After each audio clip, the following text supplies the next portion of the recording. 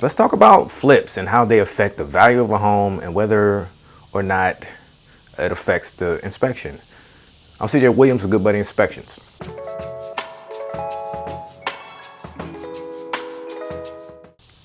First of all, please be sure to subscribe to the channel Good Buddy Inspections. It's my goal to bring you, show you some of the defects we come across in our home inspections, but also to help you prevent those defects from happening or allowing them to happen in your home. So please be sure to subscribe to the channel. All right, so let's talk about it. Flips.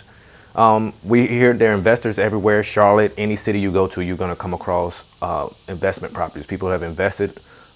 They bought a house for as cheap as possible. They're going to invest as little as possible in it, and they want to get the biggest return as possible. So in doing that, they probably skip over a lot of repairs that should be made, whether it be budget constraints or whatever. They can't pull permits, or just the contractor is not maybe the best option. So it's never my place to say whether I think a property is a flip property. Like, it's not up to me. The report is going to say that. And if I feel this way about a property, I'm never going to tell that to the client, because it can affect the sale of a house. Zillow says that houses that are deemed move-in ready sell for 4% more. Houses that people see as flips may be sold at a 7% discount. That means they got to put work into it, and they're not ready to put that work into it.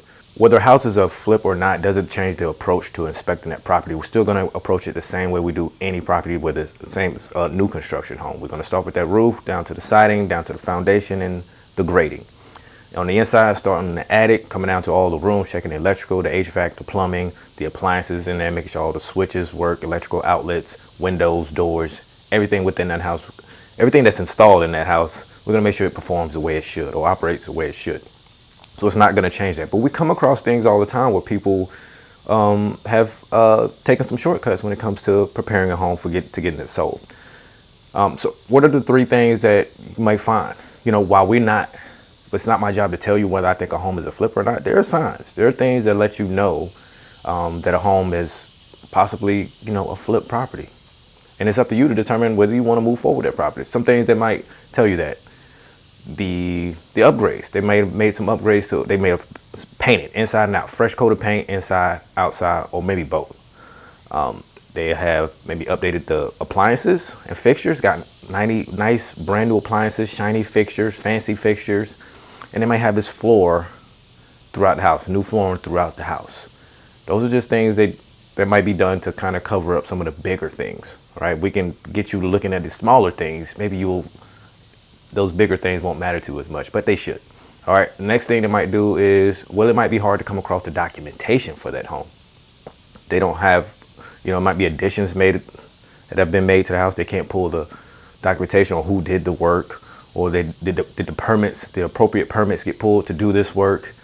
Who did this work? Was it a contractor? Were they licensed? Is there a warranty on this work? Things like that. And then thirdly, it's just the craftsmanship. Uneven cuts, things not laying the way they should, not fitting the way they should, being pulled, and nothing's lining up. Things aren't in a straight line as they should be. So there are things that let you know that a house is possibly a flip, or people took some shortcuts in order to get that house on the market.